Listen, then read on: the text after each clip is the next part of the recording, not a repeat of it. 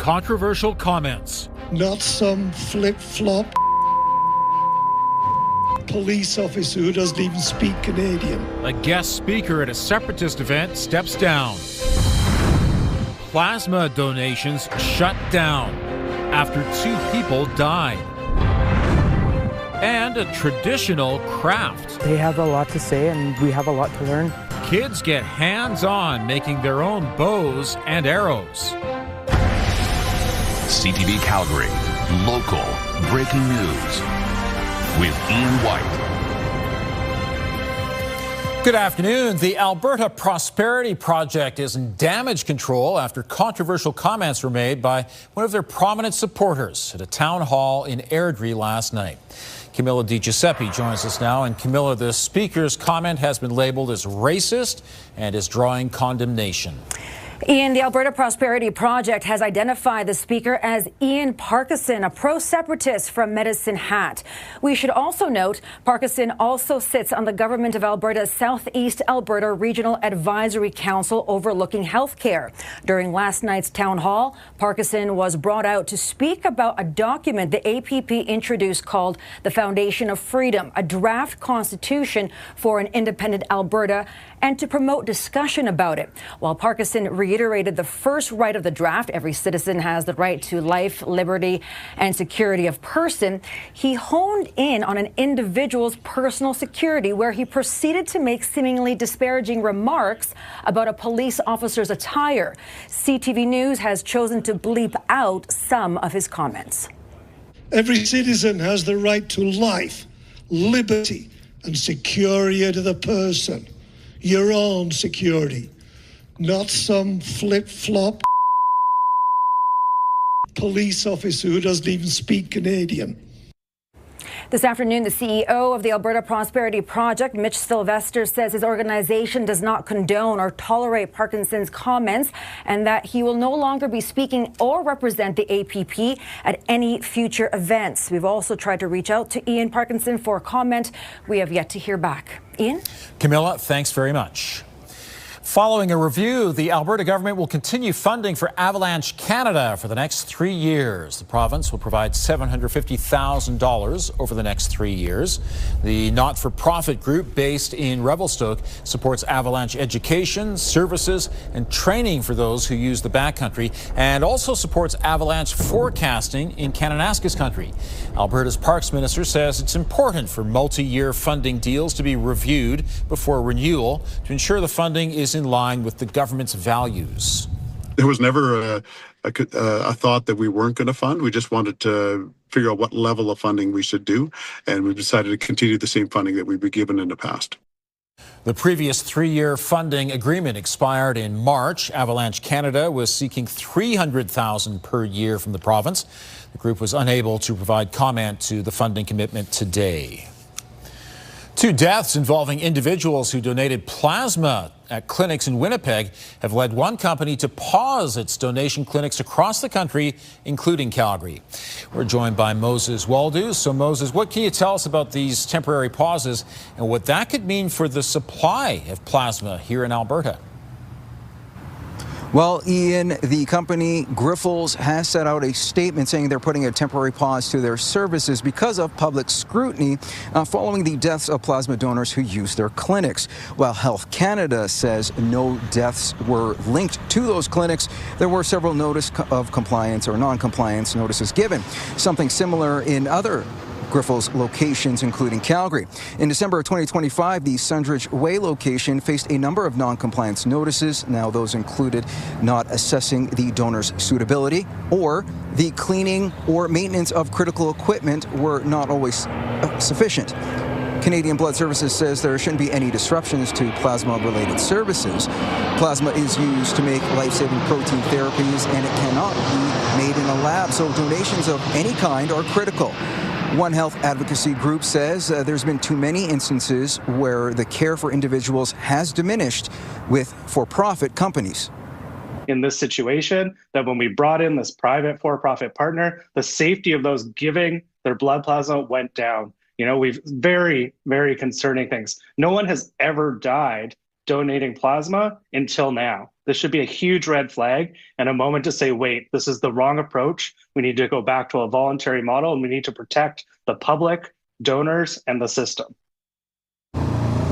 Dr. Brian Torden from the University of Calgary's Cumming School of Medicine warns that Canada is not self-sustainable and historically has been relying on paid donor supply. So between 80 and 90% of the products, referring to the plasma products, have been purchased or transported from the U.S.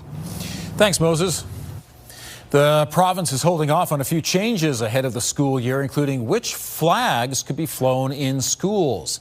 The rules would have restricted schools to flying only the Alberta and Canadian flags on school property, with schools being allowed to apply for special permission to fly other flags.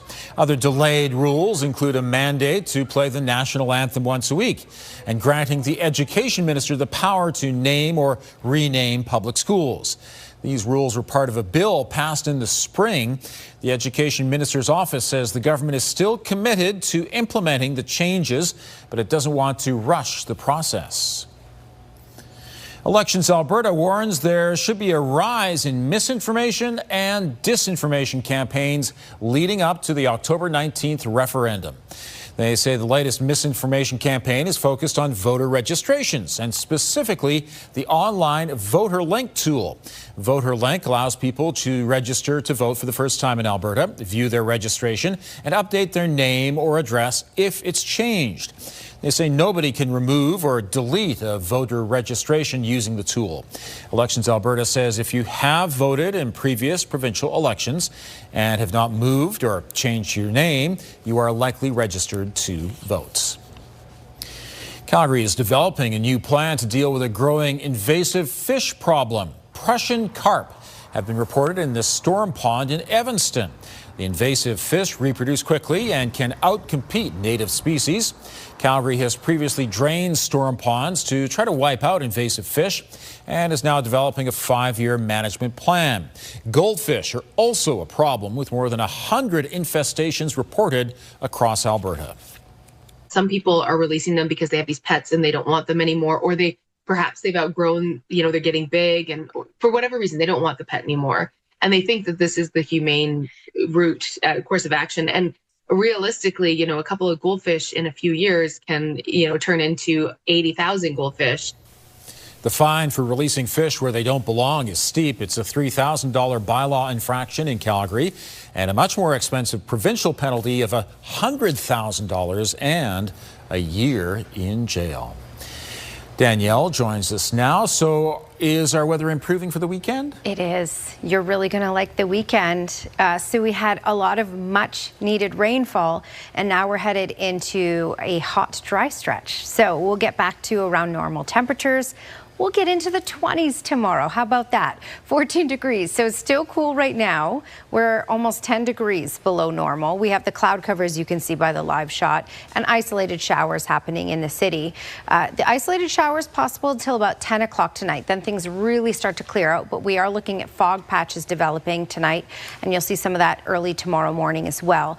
Throughout the day, a mix of sun and cloud, and then it doesn't look like we have the risk of thunderstorms tomorrow until about 7, 8 o'clock at night. So it's more of an evening thing if we get it. 20 degrees for that daytime high. That's your 24-hour forecast, brought to you by Fifth Avenue Volkswagen. Family-owned, community-driven. Discover more at Fifth Avenue Volkswagen. Thanks, Danielle. Expo Latino gets underway in our city this weekend. Vendors are setting up in Prince's Island Park for the festival, which will feature food, crafts, and, of course, music. This is the 30th year for Western Canada's largest Latino festival. About 30 to 50,000 people are expected to attend. There'll be plenty of music on the main stage, with the chance for people to dance along and even take some lessons. Organizers say artists are coming from far and wide. We welcome international artists from all over the world, from genres as salsa, merengue, bachata, urban pop, reggaeton is what we call. So all different kinds of music and artists that come and enjoy Calgary and enjoy performing here. And admission Friday night is free with a donation for the food bank. Expo Latino runs until Sunday night. It is another cutback in Canadian media. Next, the hockey broadcast geared to Canada's Punjabi community that won't go ahead this season. And back to the land. Kids get a lesson in making bows and arrows. A popular Punjabi language hockey broadcast is being taken off the air after 18 seasons. Hockey Night in Canada's Punjabi edition was officially cancelled this morning. Rogers Sports and Media, which owns Sportsnet and is Omni's parent company, says the decision was based on audience levels that weren't strong enough to sustain the production long term. Broadcast members say the move is especially concerning for the next generation of South Asian hockey players and fans in Alberta. Punjabis are in Canada. They've been here for over 100 years. They love the game of hockey. They love their culture. So just to combine the two together, I think it was immensely great. A lot of newcomers that come to this country, they don't speak the language right away, but they understand Punjabi, and it was a great way to introduce the game of hockey. The cancellation comes after an announcement in June that Hockey Night in Canada will not air on CBC this fall after the expiration of a licensing deal between the public broadcaster and Rogers. It's a lesson in traditional Indigenous craft, and it was a lot of fun, too. TELUS Spark hosted a workshop for kids in bow and arrow making. They even got hands-on, collecting their own wood and feathers for their bows and arrows and understanding how to better live with the land. Part of the workshop also focused on scientific concepts like the aerodynamics of an arrow, the tensile strength of a bow, and more. Both Indigenous and non-Indigenous kids got involved in the workshop. They have a lot to say and we have a lot to learn. Over time, my mother's told me stories as well. We've lost so much culture over all these years, so it's nice for us, the younger generation, to actually get to experience this and maybe even continue forward with it. We listen to the elders. I love that, and praying, that's part of me. I love that and all that. The workshop took place in Kananaskis, and besides being more fun than a classroom, organizers add that physically being involved with learning helps the knowledge stick better. Does look like a ton of fun. Not the greatest weather today to be out in the mountains, but it will improve by the weekend. Yeah. And this rain we needed very much. So this does help a lot. The cooler temperatures, I don't know. I think some people needed a break from the heat, and we'll get a return of the heat. So this weekend we'll start to get back into those 20s, and then we'll head into the higher 20s by later next week. So a lot of summer weather still on the way for us. 14 degrees is the temperature in Calgary right now. A normal daytime high for the city is 23 degrees, so we're almost 10 degrees below normal. Yes, it's a chilly one, but it will be much warmer for tomorrow. It's 14 as well in Banff, 17 down in Medicine Hat, and 15 in Lethbridge. The winds are relatively calm. The far south is going to see another swath of rain before this is all fully said and done, as you can see right here. For Calgary, we're looking at the chance of isolated showers right up until about 10 o'clock tonight, and then the clouds clear out. We will have fog patches develop, so fog patches is what you'll run into tonight and tomorrow morning, especially early in the morning. When we look at that upper air analysis, the jet stream's going to pump back up again. This won't be that extremely strong ridge of high pressure that gives us that real strong heat and that really, really stable dry weather, because we're going to have some clouds and some showers and thunderstorms sneak in at times, and we're not going to get excessively hot over this coming week, but we will certainly be a lot warmer than what we've had for today and yesterday. All right, Futurecast showing you the rain passing through the far south, but for Calgary, we're clearing out by 10 o'clock tonight. And then we are looking at a mix of sun and cloud throughout the day for tomorrow. And then later in the day, especially by the evening hours, so basically after 7 p.m., that's when we get into the risk of any sort of isolated showers or thunderstorms in the city. Then for Sunday, it's pretty stable, pretty nice for the entire day, even warmer on Sunday. Temperatures will climb even a little further, but by 6 o'clock, we get into a small chance of an isolated shower. There is that possibility, but it's a smaller chance on Sunday. 20 degrees for tomorrow, so we make it into the 20s once again. And then you're looking at the chance, especially after 7:30, for example, of getting into the risk of thunderstorms. Smaller chance of seeing that activity around those supper hours on Sunday, but there is that chance.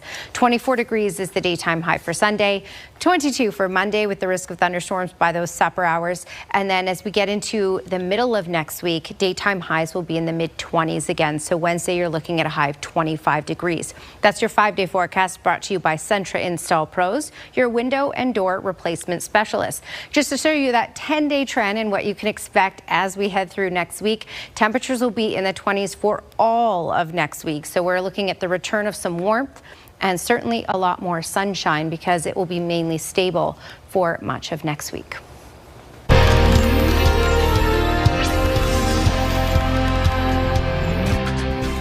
The Kids Help Phone is seeing a sharp increase in calls, and there might be an obvious reason for it: back to school.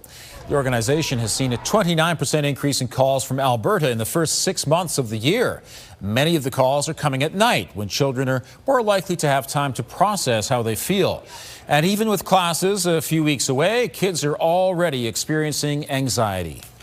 There's new teachers, new friends, new kids around you, classmates. You're not sure about the workload every year. When you go into a higher grade, there becomes more academic pressure as well. Across Canada, the Kids Help Phone gets a crisis text from a child every 90 seconds. It's an annual celebration put together by Alberta church groups, but it won't happen this year. Still to come, how bad weather destroyed crops that would have benefited a charity.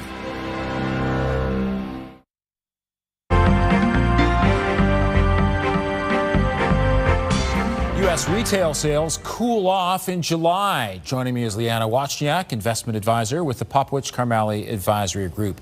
Liana, July may have been a hot one, but not necessarily for consumers.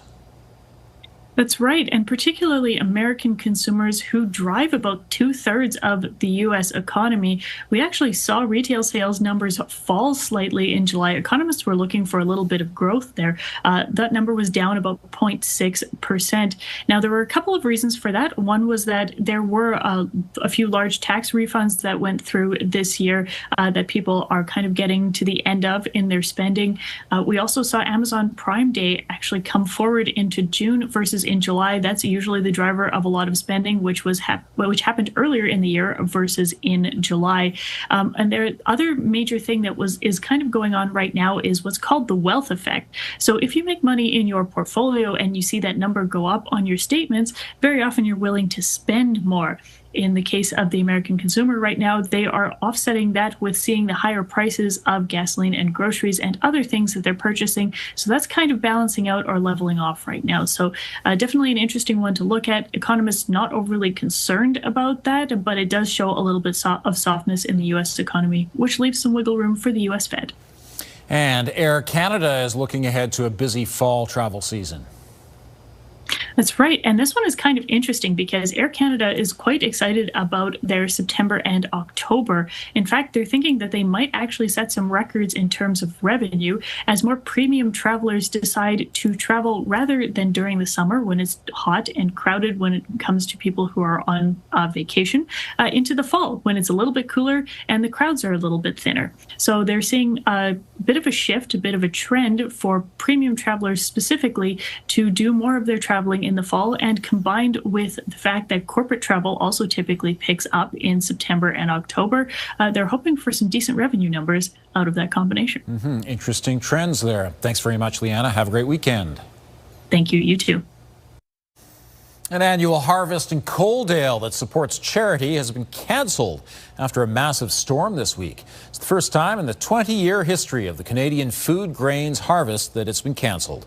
A storm on Tuesday wiped out most of the crops set aside for the project. The harvest had been scheduled for August 25th. The proceeds from the harvest would have gone toward programs to help battle world hunger. In the next few days, work will be done to see what can be salvaged of the crop. A group pushing for Alberta independence responding after a controversial comment is made during a town hall. Here's Tara Nelson with a look ahead to CTV News at 6. Hi, Ian. The Alberta Prosperity Project says guest speaker Ian Parkinson will no longer speak or participate in any APP events. We'll have reaction to the comment he made and Parkinson's ties with the Government Advisory Council coming up at 6. Also ahead, there's something fishy in some city storm ponds. Invasive species are putting native species at risk in Calgary. We'll tell you how the city is responding at 6. Ian. Thank you, Tara. The sunshine is making a comeback this weekend. Right now in Calgary, it's 14 degrees, still mainly cloudy. Danielle has the details coming up.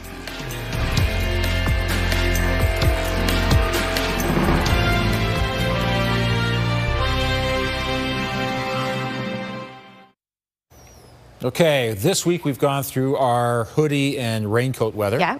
Now we're going back to the golf shirts, right? Yeah, we paid some dues. We got the much needed rainfall, and now it's time for celebrating that and heading out into some sunshine this weekend. Not yet, though, as you can see. It's only 14 right now. That's our high. That's our sad little temperature, which is almost 10 degrees below normal because normal is 23 degrees for this time of year. We're going to get into the 20 range for tomorrow, and tomorrow will basically be fog patches in the morning, a mix of sun and cloud throughout the day, and after 7:30 p.m. is when we get into a chance of a thunderstorm. So the day will be nice. Sunday, stable day as well with a mix of sun and clouds. Small chance of a shower by those supper hours, but look at the temperature, 24. And still holding on to those 20s as we head into next week.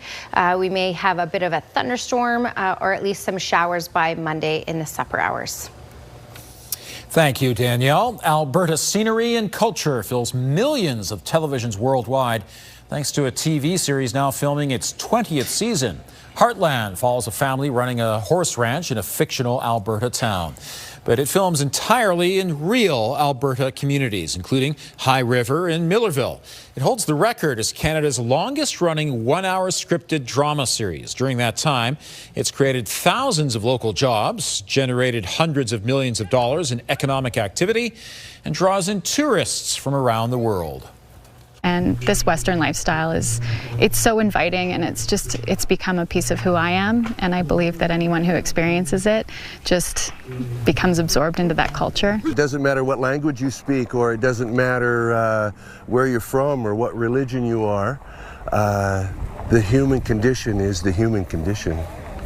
Those ranch family stories draw in viewers from more than 120 countries, including a big fan base in the UK, Australia, Brazil, and Southeast Asia.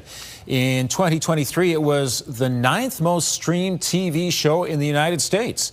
Season 20 of Heartland premieres on Sunday, October 4th. Thanks for joining us. Now here's the early edition of the CTV National News.